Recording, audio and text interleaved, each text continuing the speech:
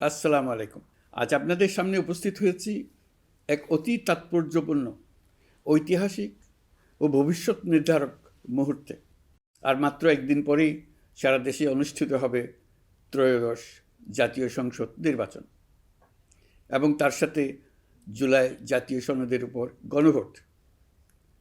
সারা জাতির বহু বছরের আকাঙ্ক্ষার দিন।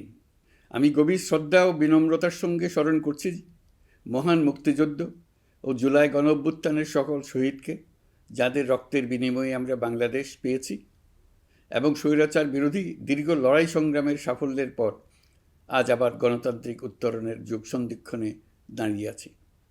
আপামর জনগণের, বিশেষ করে জুলাইয়ের যোদ্ধাদের আত্মত্যাগ ছাড়া এই নির্বাচন, এই গণভোট কোনোটিই সম্ভব হতো না।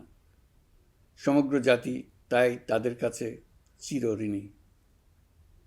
প্রত্যেক জাতির জীবনে এমন কিছু দিন আসে যার তাৎপর্য থাকে সুদূর প্রসারী, যেদিন নির্ধারিত হয় রাষ্ট্রের ভবিষ্যৎ দিক নির্দেশনা, গণতন্ত্রের চরিত্র এবং স্থায়িত্ব ও আগামী প্রজন্মের ভাগ্য।